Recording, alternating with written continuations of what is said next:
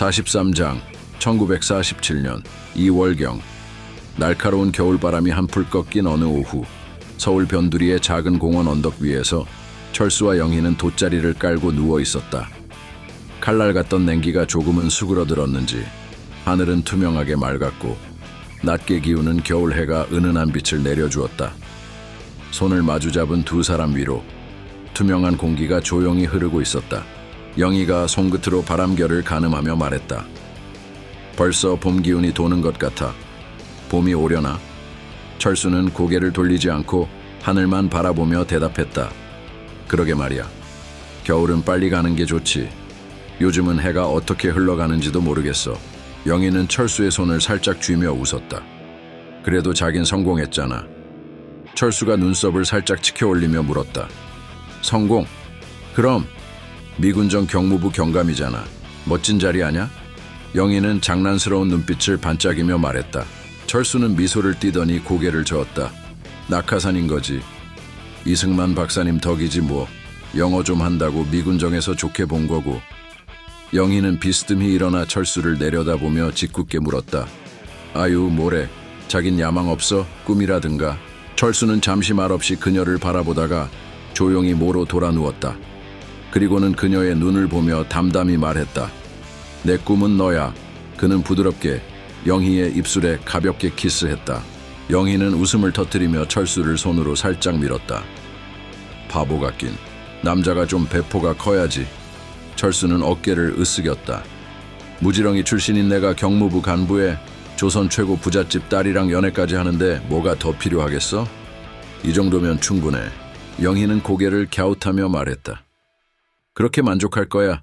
남자라면 꼭대기까지 올라가 봐야지. 자긴 아직 젊고 능력도 있잖아. 가만히 있지 말고 기회를 잡으라고. 철수는 진지한 표정으로 되물었다. 기회라니 무슨 말이야? 영희는 손끝으로 철수의 턱을 가볍게 톡 치며 미소 지었다. 경감에 만족하지 말고 더 올라가는 거지.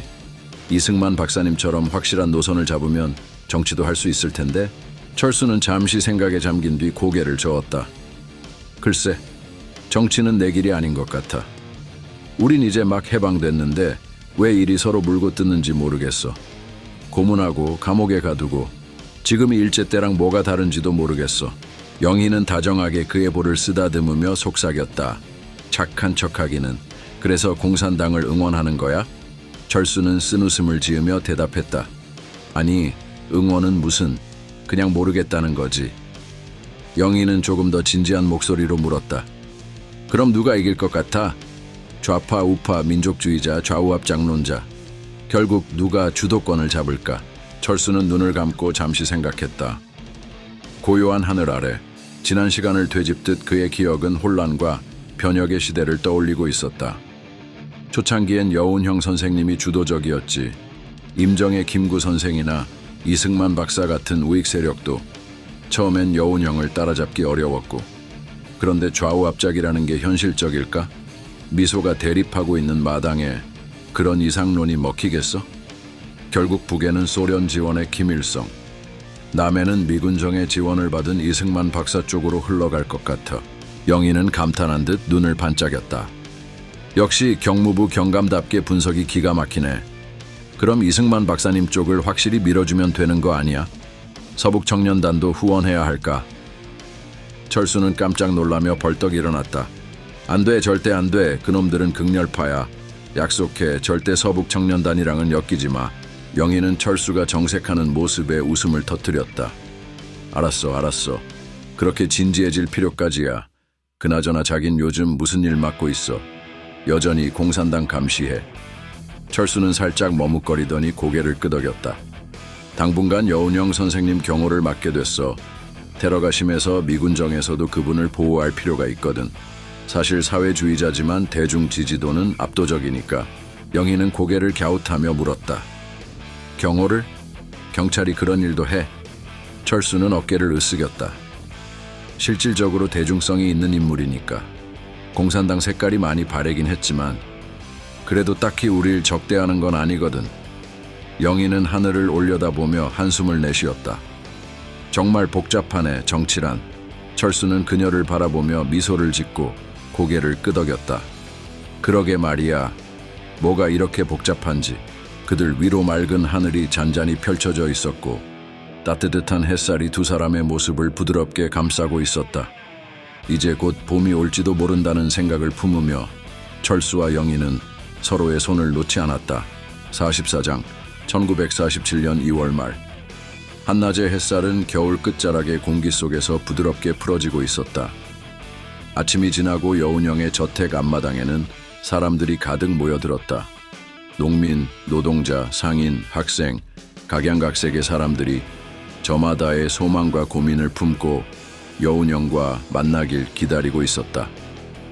밝은 광장처럼 넓은 마당 어딘가에서는 누군가가 낮은 목소리로 시대의 혼란을 탄하고 저쪽 구석에선 도탄에 빠진 식소를 걱정하는 한 어머니가 마른 하늘을 쳐다보며 중얼대고 있었다. 이런 혼잡한 풍경을 바라보며 경찰 제복을 입은 이철수 경감은 조심스럽게 저택 주변을 순찰하고 있었다. 그의 눈빛은 예리했고 새하얀 장갑 위로 약간의 땀이 스며들 정도로 긴장감이 흐르고 있었다. 이 중에 암살자 하나쯤 숨어 있어도 이상하지 않을걸. 그는 낮게 혼잣말을 뱉으며 군중 속을 훑었다. 저택 안방에서는 여운형이 가벼운 손놀림으로 두루마기 매무새를 다듬고 있었다. 온화한 분위기의 방 안 비서가 조용히 다가와 보고를 했다. 경무국 수사과 경감 이철수라는 자가 찾아왔습니다. 여운형은 동그란 안경 너머로 비서를 바라보았다. 그의 콧수염이 미묘하게 흔들리며 입꼬리가 살짝 올라갔다. 경무국에서? 그래, 들여보내게. 곧 철수가 방으로 들어섰다. 범인 잡는 형사로서의 날카로움을 품은 경찰. 그러나 지금 이 순간 그는 더없이 경직되어 있었다. 여운형은 당당히 손을 내밀며 인사했다. 여운형이요. 그의 목소리는 부드럽지만 다부진 체격과 강렬한 콧수염이 풍기는 권위감은 나이를 무색하게 했다. 입가의 문담배에서는 옅은 연기가 비스듬히 흘러나왔다. 철수는 차렷 자세를 취하며 답했다. 이철수라고 합니다, 선생님. 선생은 무슨... 여운형은 담배의 연기를 가볍게 내뱉으며 웃었다. 경무국 경감이 어쩐 일로 나를 찾아왔나? 나도 잡아가려는 건가? 철수는 놀라 손살에 치며 말했다. 설마요. 여운형은 싱긋 웃었다. 농담일세. 요즘 귀관청들 위세가 워낙 흉흉하니 겁 좀 줄만도 하지. 철수는 그의 농담에 긴장을 풀며 쓴 웃음을 지었다. 선생님께서야말로 두렵지 않으십니까? 최근에도 테러를 당하셨다 들었습니다. 여운형은 고개를 끄덕이며 낮게 탄식했다. 혁명가의 삶이 그런 게지. 다들 목숨을 걸고 있지 않나. 그래, 무슨 용무인가? 철수는 숨을 고르고 단도직입적으로 말했다. 선생님의 경호를 맡게 되었습니다. 상부의 지시입니다. 여운형이 곱씹듯 물었다. 상부라 함은 어디쯤이요? 하지 사령관님 지시입니다. 여운형은 고개를 끄덕이며 미소를 지었다. 고맙지만 사양하겠네. 철수는 놀라 당황해했다. 왜 그러십니까? 신탁찬성으로 우익이 노리고 좌우압작 운동으로 좌익도 공격태세입니다. 사방이 적입니다. 여운형은 담담히 말했다. 나도 알지. 죽을 고비를 얼마나 넘겼는데. 하지만 미군 정이라 해도 나를 편히 여기지 않겠지. 있어도 불편, 없어도 불편한 존재겠지. 철수는 진지한 목소리로 물었다. 저를 믿지 못하십니까? 저는 제 직책을 떠나 인간 이철수로서 선생님의 안위를 걱정합니다. 여운형은 조용히 웃었다. 그의 눈빛은 부드러우면서도 단단했다. 고마운 일세. 하지만 내가 어찌 대중과 격리되겠나. 함께 살아온 인생을 이제 와서 벽 뒤로 숨길 수 없지. 이철수 경감, 자네에게 부탁 하나 해도 될까?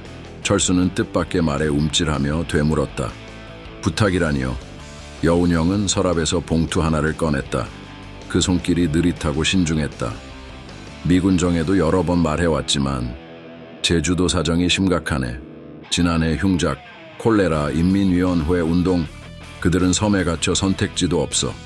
3.1 기념식에 큰 집회가 예상되는데 또 누가 죽을지 모르지. 미군정이 어떻게 집회를 다루는지 자네도 알잖나. 철수는 무거운 마음으로 봉투를 바라보았다. 왜 저입니까? 위험한 부탁입니다. 여운형의 눈빛은 흔들림이 없었다. 귀가 있네. 자네가 믿을 만하다는 말이 들리더군. 하지 중장과 장택상 청장에게 전해주게. 내 자필 편지 일세. 봉투를 건네받는 철수의 손이 조금 떨렸다. 그러나 여운형은 이미 모든 것을 아는 사람처럼 그를 바라보고 있었다. 긴 침묵 끝에 철수는 조용히 고개를 끄덕였다. 알겠습니다, 선생님. 제가 해보겠습니다. 여운형은 미소를 지으며 철수의 어깨를 가볍게 두드렸다. 고맙네. 젊은이 자네 같은 이가 있어야 이 나라가 희망을 이어갈 수 있지. 마침 방문 밖에서 사람들이 부르는 소리가 들려왔다. 여운형은 천천히 몸을 돌려 다시 대중과 마주할 준비를 했다. 철수는 봉투를 품에 넣으며 조용히 방을 나섰다. 밖에는 아직도 수많은 사람들이 기다리고 있었고 저 멀리 겨울 햇살에 물든 하늘 아래 혼란한 시대의 한 장면이 조용히 지나가고 있었다. 45장 1947년 3월 1일 오전. 제주경찰서는 마치 전쟁터를 방불케 했다. 나무 탁자 위에 쌓인 서류는 어지럽게 흩어져 있었고 경찰관들은 다급하게 대화를 나누며 계단과 복도를 질주했다. 창밖으로는 장갑차와 트럭이 몇 대 서 있었고 밖에서도 인부들이 정신없이 움직이고 있었다. 그 한 구석 초라한 낡은 전화기 앞에선 철수가 허리 굽은 자세로 수화기를 붙잡고 있었다. 헬멧 모양의 수화기 너머로 들려오는 목소리를 놓치지 않으려 애쓰는 듯 이마에는 식은땀이 맺혀 있었다. 전화선 너머에서 영희의 조마조마한 음성이 끊임없이 흔들렸다. 여보세요, 여보세요, 누구야, 철수? 영희의 다급한 목소리에 철수는 수화기를 약간 멀리하며 대답했다. 응, 영희야, 별일 없지? 그 사이에도 주변은 어수선했다. 헐레벌떡 무정이를 들고 뛰어다니는 순경, 무거운 철모를 쓴 사복경찰들, 노덕술 같은 고위 간부들이 낮은 목소리로 지시를 날리며 바삐 움직이고 있었다. 소리가 메아리치고 공기는 분주하고도 무겁게 흘렀다. 그런데 자긴 어디야? 집에도 없던데 왜 이렇게 시끄러워? 영희는 숨을 죽인 채 묻는다. 그녀의 목소리 뒤로 어딘가에서 판잣집 문이 삐걱거리는 소리가 겹쳐지는 듯했다. 철수는 주변을 한번 둘러본 후 낮게 대답했다. 제주야. 제주? 아니, 여운형 경호한다며? 영희는 깜짝 놀란 기색이 역력했다. 그렇게 됐어. 철수는 짧게 답했다. 그는 더 묻고 싶은 말이 있었지만 시간이 없었다. 곧 출동해야 해서 오래 통화 못해. 서울도 혼란스러울 거야. 내가 얘기해둔 곳으로 피해 있어. 분위기가 심상치 않아. 영희는 한숨을 내쉬며 무언가 묻고 싶어 했다. 또 무슨 일인데? 다 끝난 거 아니야. 그 순간 철수의 시선이 흐트러졌다. 대기 중이던 경찰들이 무리를 지어 밖으로 쏟아져 나가는 소리가 들렸다. 격앙된 목소리, 쿵쿵거리는 군화 발소리, 어딘가 비명처럼 들려오는 외침. 철수는 잠시 그 광경의 시선을 뺏겼다. 다시 수화기에 귀를 대며 철수는 재촉했다. 나 끊어야 할 것 같아. 영희야, 거기야, 거기. 알았지? 영희는 걱정에 가득 찬 목소리로 대답했다. 응, 자기도 조심해. 철수는 입술을 앙다물었다. 마음이 복잡했다. 아마 이 순간 그녀는 아무것도 모른 채 그가 보내는 신호에 따를 것이다. 사랑해. 그 한마디가 그에게서 튀어나오는 데엔 크게 힘든 결심이 필요치 않았지만 그 말이 전해주는 무게감은 가슴 깊숙이 다가왔다. 수화기 저편에서 영희가 피식 웃는 소리가 들렸다. 바보 같긴. 철수는 전화를 조용히 내려놓았다. 한숨을 깊게 들이마신 그는 다시 주변을 둘러봤다. 혼란과 두려움, 분노와 긴장이 교차하는 이 공간에서 잠깐이나마 영희의 목소리는 그에게 인간적인 감정을 일깨워줬다. 무거운 마음을 다잡으며 그는 다시금 결의에 찬 얼굴로 경찰서의 소용돌이 속으로 걸어나갔다. 그는 해야 할 일을 해야 했다. 생명과 죽음, 정의와 혼돈의 갈림길에서 그의 다음 행동이 역사의 한 조각을 새길지도 모른다는 생각이 희미하게 머리를 스쳤다. 46장 1947년 3월 1일 오전. 좁은 지프차의 쇠바퀴가 비포장 도로를 덜컹거리며 굴러갔다. 붉은 흙먼지가 텅 빈 들판 위로 솟아올랐고 바람은 끈덕지게 차창 틈으로 기어들어왔다. 운전석에 앉은 순경은 긴장한 기색이 역력했다. 그는 앞을 똑바로 바라보며 운전대를 움켜쥐었지만 어쩐지 조수석에 앉은 이철수 경감을 힐끔거리는 눈길을 떼지 못하고 있었다. 철수는 창밖을 응시하던 중 문득 느긋하게 물었다. 뭘 그렇게 보는가? 순경은 깜짝 놀라 헛기침을 하며 고개를 돌렸다. 아, 아닙니다, 경감님. 젊어 보이셔서 그게... 철수는 피식 웃으며 어깨를 으쓱했다. 새파란 놈이 경감이라니 놀랄 만하지. 순경은 황급히 변명하려 했지만 이미 얼굴이 달아올라 말끝이 흐릿해졌다. 철수는 그저 가벼운 농담을 던진 것처럼 여유롭게 미소 지었다. 둘 사이에 어색한 침묵이 흐르고 지프차는 덜컹거림을 지속했다. 밖으로 시선을 돌린 순경은 한참 후에야 다시 용기를 내어 입을 열었다. 그런데 서울 경무부 수사과 경감님이 이 아무도 신경 쓰지 않는 총우석 제주까지 왜 오신 겁니까? 여긴 공산당 천국입니다. 철수는 잠시 창밖을 내다보다 순경을 곁눈질하며 되물었다. 아무도 신경 쓰지 않는 곳이라고? 순경은 고개를 끄덕였다. 그럼요. 하늘도 버린 곳이 제주라지 않습니까? 미군정에서도 큰 관심 없이 제쳐두는 편이고 그래서 공산당이 설치는 거죠. 철수는 대꾸하지 않았다.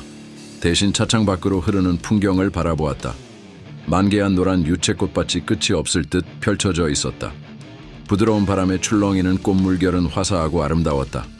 그런데 이 아름다움이 오히려 역설적인 불안감을 불러일으키는 것 같았다. 평화로운 색채와 대조되는 시대의 긴장감이 철수의 마음에 무겁게 내려앉았다. 순경은 목소리를 낮추며 말을 이었다. 오늘 집회에 정말 많은 사람들이 모일 겁니다. 지난달 민전 결성식을 크게 치른 뒤 여기저기서 제주의 목소리를 내야 한다고 난리예요. 모두들 분노하고 있어요. 섬 사람들은 외부의 압박에 늘 시달려왔으니까. 철수는 창밖을 바라본 채 깊은 한숨을 내쉬었다. 이곳은 바다로 둘러싸인 작은 섬, 어디로도 도망갈 수 없는 감옥 같은 땅.